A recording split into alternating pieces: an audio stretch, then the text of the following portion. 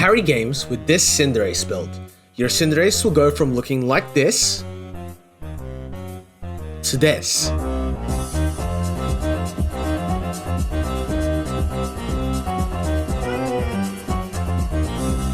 Cinderace is one of Unite's most lovable characters, and it has existed in Pokemon Unite for one of the longest times. It also has some of the best carry potential since the start of Pokemon Unite. However, in recent times, we've seen more score bunnies than hard carry Cinderaces, and sometimes that Cinderace is just going to sit in the top bush of Rayquaza, wait to steal Rayquaza, which it will inevitably miss. There's a lot of Cinderaces giving the Pokemon a poor reputation, and so to undo this, I'm about to tell you the secrets that are going to change how you perceive Cinderace and reveal how you can absolutely carry games as Cinderace. There's some key things that we need to know about Cinderace before we can proceed, so let's get to finding these out. Disclaimer, you need this one thing. Before anything else, you must understand positioning. So let's dive into it, Sulu. What is positioning?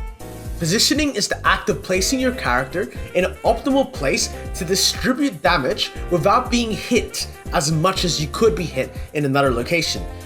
This is pretty self-explanatory in the sense that if I stand in front of the opponent, I'm probably going to do a lot of damage, but I'm also going to take a lot of damage back. Positioning is the act of doing a lot of damage without taking a lot of damage. You need to hit without getting hit. So now that we understand we gotta hit them and not get hit back, that's a pretty important thing. But why is position actually so important? Well, when you're playing character like Cinderace, like the ranged mages in the game, like the Hypercarries, if you allow yourself to be easily targeted, exposed, and killed quickly, you're going to open yourself up to being basically killed the entire game, because you are a hard carry, you are a very big threat, and by positioning yourself in an aggressive situation without actually considering your surroundings, your opponents are going to take advantage of that and really take the opportunity to take you down when they have the chance. So when you position correctly, you're going to open the game for your range and melee characters to operate and move around. Like this is stuff like positioning in locations which give you multiple escape options, positioning in locations which mean you can quickly turn to fight them aggressively, positioning in locations which mean you have lots of time to prepare if a character reacts or attacks you. When you position in places like the front of the enemy team, someone can come from behind you and you will be so unexpected that you just get one shot out of nowhere. And you'll see maybe many times throughout a game that you play Cinderace, if you think about, hey, look, like I'm standing in front of my opposition and I got completely killed, that's probably because you positioned in a location which is very dangerous and unsafe for your character. So now that we have an understanding of why it's so important, let's understand how to position. So right away, you need to not stand in a group of your team. If you stand in a big clump of teammates, like 5 or 4 players stood on top of each other, you're going to open yourselves up to big area of effect spells that are going to wipe out your team. So we don't do that, right? We also don't stand in front of the enemy. This is a very simple one, right? Like if you stand in front of Urshifu, that Urshifu is going to roll you over no matter what you do, no matter how good you are, no matter if you're the best player in the world. If you stand in front of characters that actually have the potential to destroy you, you're going to end up getting destroyed. So what I'm trying to say is, to position correctly, you need to consider the threats on the opponent team, you need to consider what you need to do in the game, and you also need to consider how safely can you do what you need to do. So it's as simple as this: I need to take down, or I need to deal as much damage to the tanks as possible. So what I want to do as Cinderace is I want to stand near my backline so I'm defended, but somewhat away from the main team, so if they do dive me, I have some room to navigate to the main team. I have like a second to get for help. So you're not clumped up, but you're still far away, and you're still close enough to deal a lot of damage, and that's a good example of some positioning. There are many examples that we can take from this, like for example, constantly moving away from the enemies until we're in a stronger position, then we can move forward to them. Positioning is an ever-evolving game. You need to continually evolve your perception of the game to continue your positioning. That is my number one most important tip. Now that we've realized the importance of this, let's explore what build we're going through and why we're going to take it to the next level with the following tips I have to share. But before, stop if you made it this far. You must either love the content or hate yourself, and if it's either or none, like the vid, sub to the channel, share it to a friend whose Cinderace is just not good enough and needs to get better. Okay, sorry for an intermission there. So what's the build, Sulu? We're going to run with Blaze Kick and Flame Charge. Now, I'm gonna explain a bit about these abilities, just to help you guys understand. So Blaze Kick, it slots in perfectly with Cinderace's idea.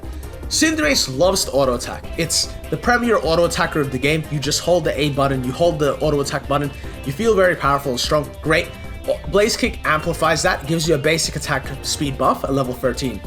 Level 11 actually. That's amazing, right? So boom, that's the first thing. It repositions insanely well.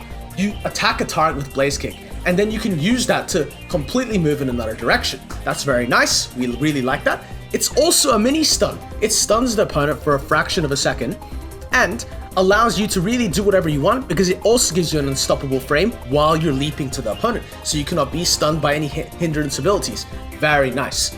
And it gives Cinderace a lot of freedom in expressing its gameplay. Some examples of doing this is if Dodger was to drill peck you and you Blaze Kick the Dodger, you would not be stunned and you would still do damage. Another example, of course, is something like the Serena Unite move. They cannot use Unite move on you when you are in this example. So try to think about it like this. It's used as a safety tool. Even if it could be used aggressively, it is the only times you really want to use it aggressively is when your opponent is running with the intention to use an ability on you because it stuns them. Think about that. All right, great. Now that you got Blaze Kick down, what's Flame Charge? You know, why overfaint? So Flame Charge is a small dash and it gives you a boosted auto attack. Doesn't sound like the greatest thing on paper, but let's get into actually the utility of this ability. The real cooldown of Flame Charge is its strength in cooldown. It is a very low cooldown ability. You can constantly Flame Charge in and out and left and right and back and forth and whatever you want. Flame Charge has so much value to give and really gives you a strong benefit in the game. So you can dash through walls, you can dash aggressively, you can dash defensively, you can just so many dashes. You have so many dashes, you don't know what to do. So I think it is an amazing ability in the sense it allows Cinderace to continually reposition itself. Once again, #1 priority. And you can go aggressive if you want, and you can know, hey, look, I can pull back with Flame Charge. Hence why I said, don't stay in a group, you can move back and forth. All right, now that we got the two abilities down, how are we going to use this Unite move, Sulu? What's the Unite move? It's called Blazing Bicycle Kick, and you can use it to start a fight or finish an opponent. You're going to get a huge buff when you use this. Don't use it for pretty much any other reason except finishing an objective, starting a fight, or finishing off an opponent. If you use it to start a fight, you're going to get a huge stat buff. It's going to let you run through the opponent team with many auto attacks. If you use it to end the fight, it's going to have an execute ability and capability to one-shot like a squishy target from far away. Can be very nice there. And if you use it on an objective, you're mainly using it to secure. It's an amazing secure ability. I think it's around 12 to 15% of an objective's health. Do use that like that. Right. One of the best abilities in the game if used correctly, and it does provide you unstoppable for the frames you're casting in. It's about a 1-second animation. So now that we know that, we have a basic understanding of what it takes and some goals in Cinderace. It's time to take it up a notch with the secret tip I've held back my entire time playing Unite, and I played a lot of Cinderace. It's anticipation. Yes, anticipation. What's anticipation? Well, if you make your opponents think they know what you're gonna do, they're going to react according to this information and do something different. But when you act a certain way, you can expect the opponent to act a certain way back. And then that's when you've got them. It's like catching someone in the Sharingan. I've completely understood that my opponent is gonna expect me to run forward, so when I run back, they're completely caught off guard, and they're gonna miss their spells, they're gonna waste their abilities. There's a million applications of this. One of my favorite examples is actually back when I played in the regional championship for OCE in 2022, I used to run all my opponents to Cinderace with the anticipation that they would use chain CC abilities like the Serena Unite move on me. Now, when they went to use that ability, I had a good understanding when they would go, and I would just Blaze Kick them. Cancel their ability, their Unite move would be placed on a 10-second cooldown, and we'd win the game because they would have a 10-second Unite move on Serena and would immediately die. That is anticipation, and that is exactly how you can use it to your advantage. Giving the opponents a false sense of security about what you're going to do and how you're going to attack the game will definitively change how you play Pokemon Unite, and that's why I give it as an example. This anticipation, it is a secret source, a secret tip. Okay, so now that I've outfitted about every single one of you with the ideas of how to run the game with Cinderace and some ideas about how we can implement it in your game right now, you probably think you can hard carry, but I'll tell you right now, you don't know how to hard carry yet. So you should probably watch this.